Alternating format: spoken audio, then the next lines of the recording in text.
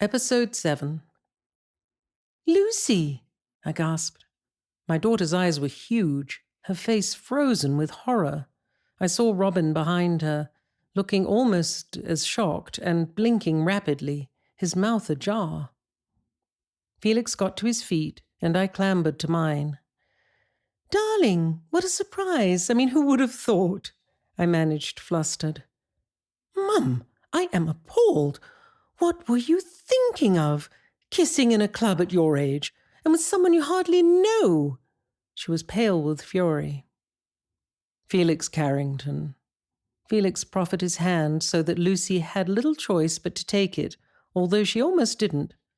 "And if I might interject on your mother's behalf, we know each other really rather well, and I don't think there's any age restriction on kissing." He smiled pleasantly. "You can't know her that well because I've never met you before," she snapped. "And you know as well as I do it's a very cheap and tacky way to behave in public." "Lucy, that will do," I said, jerked from shame to fury. "Felix and I are adults, and how we conduct ourselves is absolutely none of your business." "It is my business if it reflects on me, and frankly, I don't want to stumble across my mother in a compromising position in a regular haunt of mine." "Oh, so it's about you, is it?" "Shall we continue this discussion somewhere less public?" inquired Felix. "No, we won't carry it on because no more discussion is necessary. I have said all I have to say." She turned to her boyfriend, tall and immaculate in a dark suit. "Robin, let's go to Kitty Fisher's. We should have gone there in the first place. I know exactly who you are, by the way." She shot this at Felix before she turned to go. Robin, hopping from foot to foot, unable to control his innate good manners, lunged back to kiss me goodbye, murmuring, "Mrs. Molly." And then he quickly shook hands with Felix before, with an acid look from his girlfriend, they departed. We watched them go. "Your daughter, I presume?" "Yes, my eldest, Lucy. The one who has all the men in London panting after her and is settled on poor Robin." "Poor?" "Well, I'm not sure he's up to her. She's, feisty." "Yes, I can see that. Here." He passed me my drink and we sat back down on the sofa. "Shame," he said ruefully as he sipped his drink. "I was enjoying that." "Me too," I agreed quietly. "But I imagine the moment has passed." He turned and gave me a quizzical little smile. "Yes," I said, recalling Lucy's blazing blue eyes boring into mine. I cringed. I mean, what had I been thinking? "I'm afraid it has." He nodded. "What did she mean, 'I know who you are'?" I sighed and gazed bleakly into my drink. "She knows you're Robert's son. She thinks I'm mad to even consider letting him stay on." "Ah, I see." "Which is none of her business, and anyway, I've already decided." I know." He paused, swirled his drink around in his glass. "What's Robin's surname?" "Farringdon. Well, until his father dies, and then it's Barton." "As in the Earl of—" "Yes." I thought I'd recognized him. "Oh, really? Where from?" "Society pages, photos in Tatler, that kind of thing." "Oh, why'd you ask?" He shrugged. "Well, it just seems to me, nice enough chap, but as you say, not really up to her." "No, lovely boy, but a teeny bit—" "Wimpy?" No, not wimpy. Accommodating, perhaps." I frowned. "So, what were you saying?" "Well, why is she going out with him?" "You're saying she's after his money?" I said, bridling. "Not money necessarily, but possibly the whole package." I made myself consider this. Maybe, but then of course that makes him who he is. Exactly. No conclusion seemed to have been drawn, but I realized he meant Lucy had no right to the moral high ground, and that she'd been finger-pointing, which was wrong of her. Felix wasn't after anything. I mean, I knew that. Just a few more weeks or months in familiar, comforting surroundings for his father. Suddenly I felt confused. I declined another drink as the waiter approached. Felix asked for the bill, which came almost immediately, and for which he signed. Oh, no money or credit cards changing hands. Why did he come here, I wondered? And who did he usually come here with? Women? Not men, surely. All at once it was out of my mouth before I could harness the flow. Felix looked surprised. Oh, clients mostly, or dealers. It's quite convivial to have somewhere civilized to bring them and talk business. Thank you. This to the waiter. Yes, I said, relieved. Yes, I can see that. I mostly use it for lunch or drinks after work. There's a very good dining room, and the food's excellent. This is the first time I've been here so late, actually. Bit of an eye-opener, if I'm honest. Shall we go?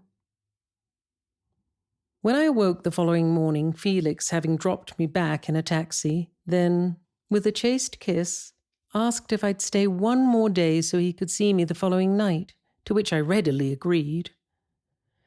I got out of bed and went to the galley kitchen and put the kettle on. I turned at a noise behind me. Lucy and Minna appeared through the front door. They slammed it shut behind them. "Thanks a bunch," said Minna, glaring at me. I gazed back astonished. They were still in their evening clothes. "You forgot to leave me the key," Minna snapped. It took a moment. Then, "Oh!" Both hands flew to cover my mouth in horror. "So what did you do?" "Well, obviously I had to stay at Adam's, which wasn't entirely in the script." "Oh my word. Adam who?" "Exactly. I've only seen him 3 times and I ended up sharing his bed." "Oh, Minna." I was horrified. "Don't worry, it wasn't actually a bed. He was a perfect gentleman, but it's not ideal, Mum. Not what I had in mind." She looked at me mutinously. "So how did you—" "Lucy collected me this morning. She was at Robin's because she was so upset about last night. And then, of course, Nico rang, so we got the whole story." "What whole story?" "About you kissing Paddy Campbell in the lane." I gasped. "Nico was in the village and heard everyone talking about it. It's really, really upset him." "Oh." "Sit down, Mum." Lucy's voice, which had yet to be heard, was stern and low. "Do you have a problem, Mother? Would you like to talk to us?" No, of course not. Don't be ridiculous." "It's not unusual, you know. A friend of Robin's has got it." "Got what?" "A sex addiction." I gaped at her. "Sex addiction? I haven't had sex for 6 years." "Oh, so it's not that then?" They exchanged a relieved glance. "Just what? Kissing, attention? How many, Mum?" "How many? None." "Well, 2 we know about, and as Nico says, it's the local ones who are the worry. After all, he's got to go to school, face his mates." "Mum." Lucy held up her hand, palm in my face like a traffic cop. "Enough. We understand, or at least," she put her head to one side and gave me a sort of caring, counsellor look, "I think I do." "Well, I bloody don't," snorted Minna. "Oh, don't be ridiculous. Paddy Campbell is an odious man who forced a kiss on me to teach me a lesson or something fatuous, and Felix and I are grown adults enjoying each other's company and an evening on our own, which is frankly none of your business." I directed this last comment at Lucy, but she was up, suddenly on her feet, glancing around, eyes darting. She strode to her bedroom, crossed the room, and yanked open the wardrobe. "No, he's not here," I stormed. "What on earth do you think I am?" "We'll talk about that later, Mum," she said, shooting me a grim look. She kicked off her heels, threw her evening bag on the bed, and seized a t-shirt and jeans. "Right, I have to go to work, but please, no more dramas, okay?" She shimmied out of her dress. "Rein it in. This is my patch, and I'd ask you to respect it. If you need help, we'll get it for you." "Oh, I could..."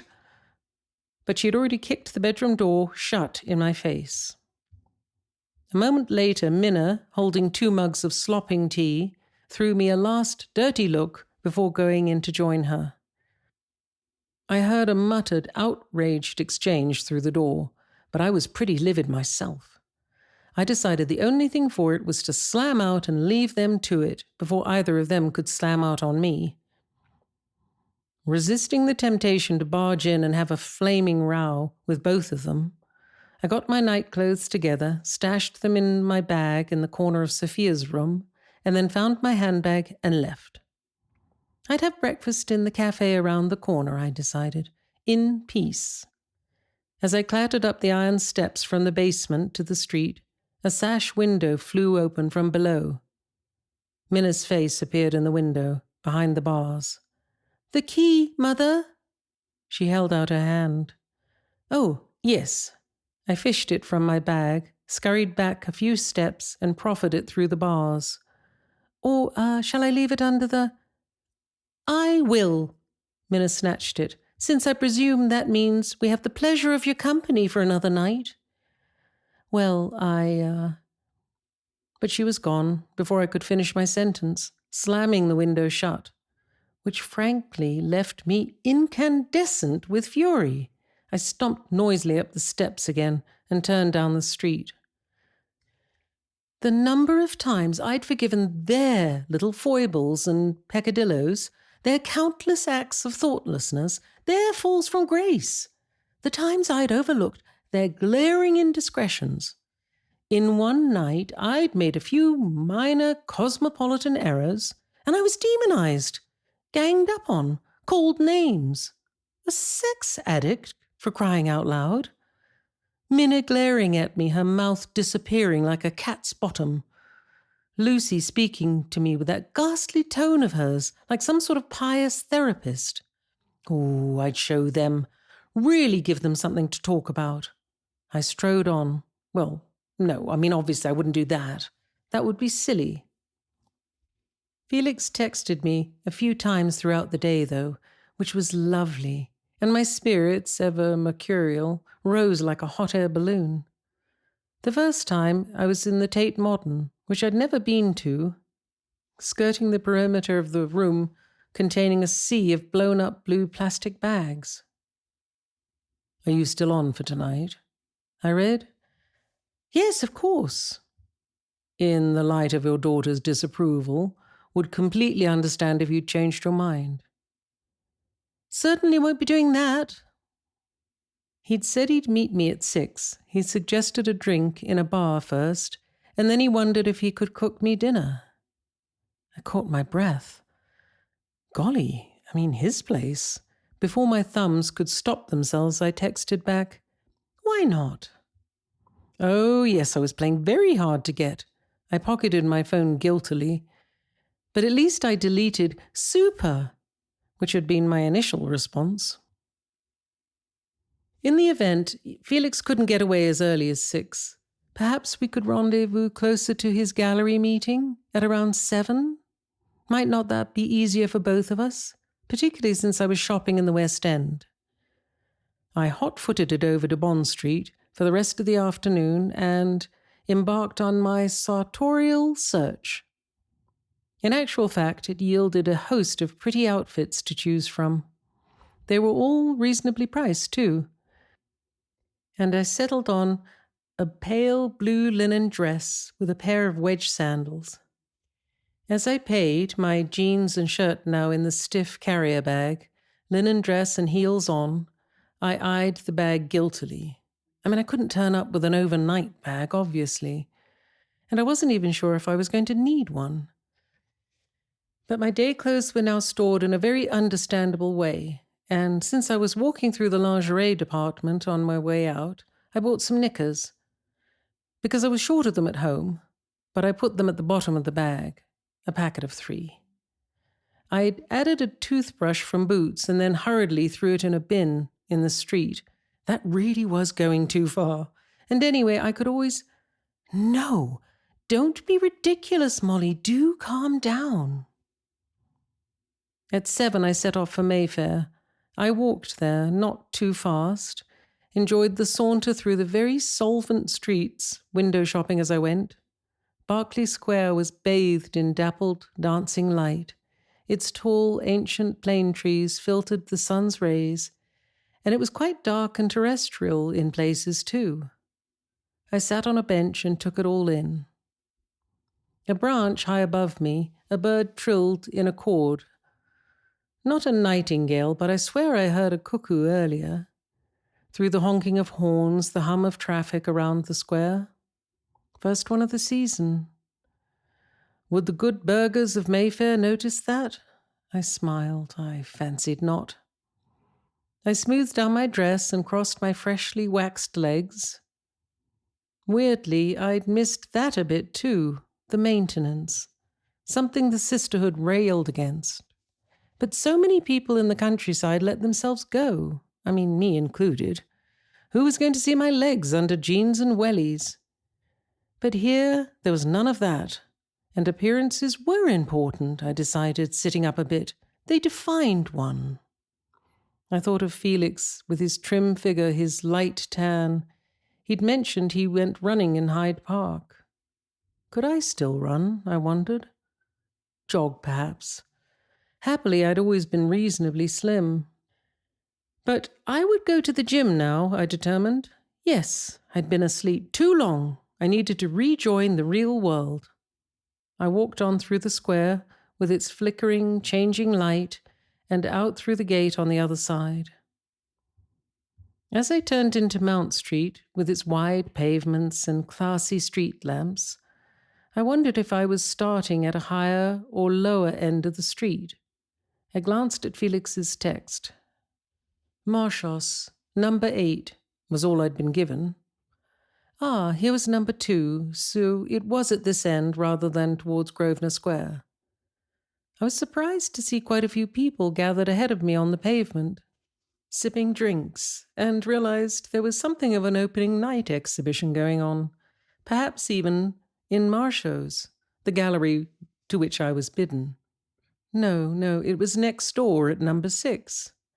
As I threaded my way through the expensively dressed, chattering crowd, a huge, dark Bentley purred sedately past. I happened to glance up at the name on the front of the gallery in discreet, exquisite gold lettering because, of course, somewhere around here... Yes, how stupid. It was precisely here, Lafitte and Defoy. Which meant... My eyes came down and around. The very first person they came into contact with, standing ahead of me, with a glass of champagne in his hand. His eyes like lasers looking over the shoulder of an elderly, foreign-looking woman he was talking to. Was Henri.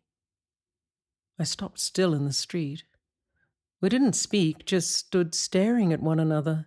He was exactly the same. Never tall, but compact and wiry. A presence, despite his lack of stature. His hair was still very dark, with just a few flecks of grey. His eyes brown and penetrating. His face unchanged.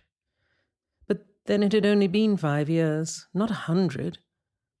I gazed at his familiar, craggy features, that Roman nose and creased face, his slightly shabby yet expensive clothes.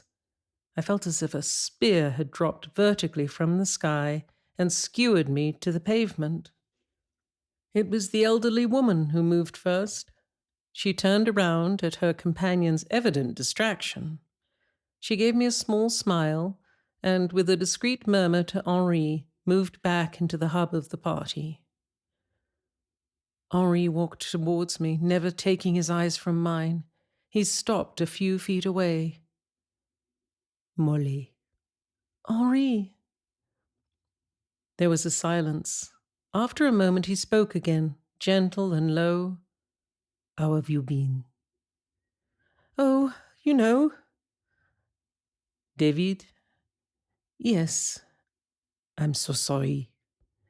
I know. I felt a huge well of emotion threaten to surge up inside and overwhelm me. Something I'd kept a very firm lid on for a good many years was churning away deep down like molten lava, but I kept it low. I wanted to come to the funeral, but I thought... He made a hopeless gesture with his hands. No, definitely not. I said quickly, We were on the phone. We were. When? When, you know. I watched it dawn, watched that terrible penny drop. He looked as if he'd been shot.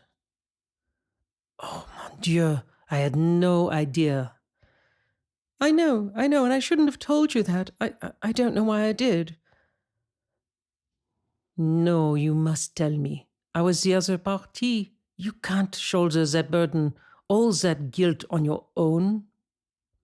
I gulped, nodding, knowing he'd understand, but at the same time, I'd felt any sort of contact with Henri, even to tell him what had happened, was diabolical. I mean, it made me feel sick. I loved him for understanding now. No, not loved, but, well, you know. I gave myself a moment, needed 1,000 more. Instead, I took some good deep breaths. He was waiting for me. And Caroline? I glanced around, blinking. Henri looked confused. Caroline? Yes. Molly, don't you know? She left me soon after. It was my turn to rock, as if I'd taken a bullet. Left you? Yes, for Giles. Giles? Now I really did gawp. You're kidding. Giles and Susie Giles? Yes, I can't believe you don't know. They had been having an affair for nearly a year, according to Susie, who found all sorts of emails, texts. The usual. Good Lord. Right under our noses. Caroline, it seems, was not working quite as much as she made out, and certainly not late into the evening, and Giles was not pumping iron and getting into shape for Susie. All the time Susie was helping him, timing his laps on the common, being his doubles partner, going to the gym. It was for someone else. She was unwittingly facilitating his love affair with my wife. Oh, poor Susie, and poor you, Henri. I'm so sorry. He shrugged. Maybe in my head I knew. Perhaps, I don't know. Things hadn't been good for a while. You never said. He shrugged again. I thought it would be disloyal and such a cliché. My wife doesn't understand me. You never complained about David either, except... Yes, I know. I told you about that. I glanced down at my feet, then up again. But you never said a single word, Henri. A bit of me thought perhaps it was my fault, that I was the one losing interest. Well, I was, obviously. We both know that. I certainly thought I was the only guilty party. I never imagined it was her, too. But with Giles! I mean, such a... handsome man, he ventured with a wry smile. No, I said vehemently. I mean, yes, okay, smarmy good looks, if you like that sort of thing, but such an idiot. He laughed. Thank you for that, Molly. I have to say I never thought I'd lose my free-spirited wife to such a crashingly conservative stockbroker. A very good one, though, I reminded him, and a very rich one. Very. The man is obsessed with money. I think that was the thing he resented most. paying Susie off, giving her the house. You mean they're still together? I asked incredulously. Giles and Caroline? Oh, yes, still together in Battersea. He gave me a curious look. Lucy knows, she never said. I caught my breath. Lucy? How does she? She and Alice keep in touch. I was flabbergasted, rocked almost more than seeing Henry. I didn't know that. Henri's eldest, the same age as Lucy. I tried to assimilate it. Just Facebook, probably, he said quickly. That sort of thing. I knew he was protecting me. Right, I nodded. And you, Henri, did you ever? His eyebrows shot up. Ever? Remarry? He broke into a broad smile at hearing me say it, not helping me out. No, I never did. Never even found a significant other, as I believe it's called. Except, of course, that's not true. I did. His eyes held mine, and I felt the breath leave my body. And you? He asked. Did you ever find anyone? I glanced down, shook my head, was about to try to explain about the terrible, crushing guilt that had folded me in its rocky crease, squeezed the very life out of me, when, from behind a few heads, Felix appeared. He looked very tall and bronzed next to Henri, whose olive skin hadn't seen the sun for a while. His face broke into a smile of relief as he came around the throng and put a hand on my shoulder. There you are. He kissed my cheek. I was beginning to worry. Thought you couldn't find it. Oh, no, I'm sorry. I'm sorry, Felix. I bumped into an old friend.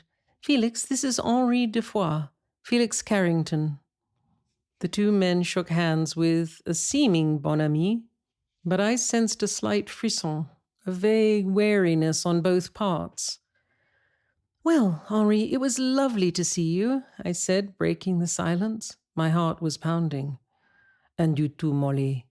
He gave me a steady gaze. Perhaps we will see each other again. Perhaps, I breathed. You know where I am? He inclined his head towards his shop facade. He gave me a last, searching look, and with that he turned and walked back to the heart of the party. He was clearly hosting. I watched him go. So, said Felix jovially, taking my arm, shall we go? I nodded, finding myself unable to speak. From the direction of Grosvenor Square, a taxi appeared. We climbed aboard, and inside its black leather depths, I steadied myself, listened to Felix's chatter about his day, and smiled and nodded appropriately. London passed by. Within moments we were purring out of the quiet, prohibitively expensive world of art and antiques, housed in grand, red-brick former homes, into the bustling and more transparently commercial streets of Piccadilly. From there we headed south, down towards the river, to trundle along the embankment and across a bridge and beyond. At length I joined in the conversation, and we kept up a light social chit-chat, but I was badly jolted. Seeing Henri had knocked the stuffing out of me, blown out my flame. So many latent emotions, buried deep, had been stirred. Emotions about him, Henri, to be sure, about how I'd felt back then, but also about David. I opened the window for some air, felt the breeze cool my hot cheeks and ruffle my hair. I wondered what he'd think of me, my husband, sailing off to have my supper cooked for me quite a long way from home, tomorrow's knickers in a carrier bag. I gulped and for a moment was transported back to a time of very happy days. Days before I'd taken all that for granted. Played the bored housewife, taken another man, soured our love until it curdled badly, and suddenly he wasn't just lost to me in my heart, We both knew it wouldn't be the same again. Hadn't he said so in our Wandsworth kitchen? He was dead. David was dead. Perhaps I hadn't done enough time, I thought with the lurch, clutching the taxi door handle and sucking in the fresh air. Perhaps 6 years wasn't sufficient for what I'd done. Maybe I hadn't completed my penance. On the other hand, all I was doing was having supper with a very nice man, something I knew David would thoroughly approve of after years on my own. Then calling a taxi and going back to Earl's Court, to our daughter's flat. Yes, of course. I felt a bit better, calmer. I even gave a genuine smile as Felix helped me out of the cab. I felt my equilibrium return. Inside the rather dark, narrow townhouse, Felix got us both a drink, and I glanced around the sitting room while he was in the kitchen. I knew I'd normally pay much more attention to the canvases on the walls, but my thirst, together with my curiosity, had dissipated. Temporarily, of course. It would return. I was just a bit out of sorts, that was all, a bit bouleversé, as someone not a million miles away would put it. Felix returned with 2 glasses. Champagne again, I noticed, although I determined not to drink too much. We sipped and we smiled and we chatted. After I'd asked a few polite questions about the fresco on the back wall, we walked across to study it. One of his, obviously. I followed him into the kitchen and sat on a stool while he chopped garlic and sliced chicken breasts. I even did a bit of chopping myself, and together we assembled the wherewithal for a stir-fry. Nothing too fancy, I was pleased to note. No 3-course meal complete with candles and mood music. Just something simple to eat at the small island, side by side, together with a bottle of red wine. "You're distracted," he said eventually. I came to. "Sorry?" "Since you saw Henri de Foix," he ventured gently. I thought for a moment and then nodded. "Yes, Henri and I were lovers. I haven't seen him for 5 years. I nearly broke up my marriage for him. In fact, I did break up my marriage indirectly." Felix didn't say anything. He watched me with interest. At length he spoke. "And his marriage?" "Well, that's the strange thing. I learned tonight that his wife has left him, long ago, for a friend of ours. I never knew." He nodded pensively. "Ah, so he's single. Is that what you were thinking in the taxi? And now, as you sit having supper with me?" His eyes were kind, teasing almost. Beautiful green eyes, flecked with gold, like a tiger's. I smiled back. "Of course not, Felix. It was years ago, and I'd never go back. I genuinely wasn't thinking that. For complicated personal reasons, I could never go back. But it certainly jolted me." Seeing him or hearing his wife had left him. I considered this, well, both. I mean, I'd always had a huge amount of guilt about Caroline, but it seems it wasn't necessary. I remembered how it had threatened to consume me at times, my betrayal of my dear friend down the road. I wondered how consumed Caroline had been for her dear friend Susie. No less than I was, for certain. Caroline was a sweet girl. Gosh, we'd all been at it, I thought with a stab of horror. An evening at our house in Bolingbroke Road sprang to mind, a barbecue, at the height of my infatuation with Henri, just before Paris. Susie and Giles, Caroline and Henri, they'd all been there. I remembered tripping back and forth from the house to the garden with salads and sauces, feeling both on fire and terribly guilty. So Caroline had been feeling the same, with Giles beside her. Had she guessed about us, I wondered? About me and Henri? And did it suit her to ignore it? Or did she have absolutely no idea? I recalled the 6 of us laughing around a candle-lit table at the bottom of the garden, in the long grass under the 2 cherry trees, the ones I'd hung tea lights and laughingly called the orchard, where I'd sown wildflowers and placed an old white beehive I'd found on eBay. Empty, of course, the beehive, just as the laughter had been around the table. Empty friendships, rotten lives. Well, as you saw, I don't know Dufour well, but I know of him, and I can assure you he hasn't been lonely since she's gone. I returned to the present, glanced at Felix, startled. Oh, really? Felix made a face and shrugged expansively.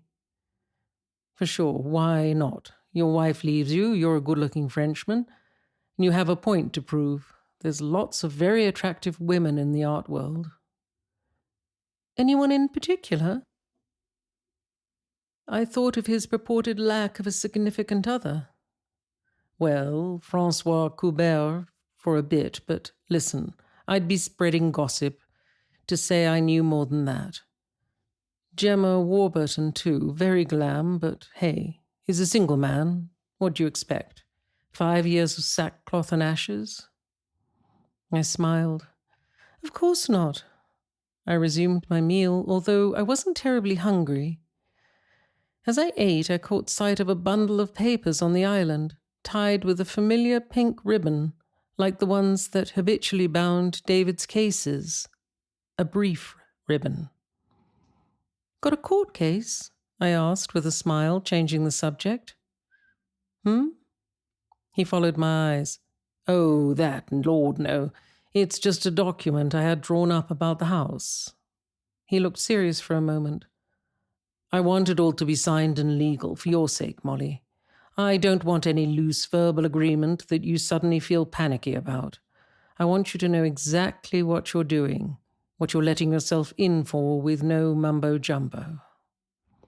I smiled, touched. I mean, that's so kind. I reached out and drew the document towards me, turning it round so that I could see it. It was indeed headed 32 Lasto Mews. And also, you need to know that you can change your mind at any moment. But now's not the time. He pushed it away. I pulled the document back. No, now is the time, actually, Felix. I knew why, too.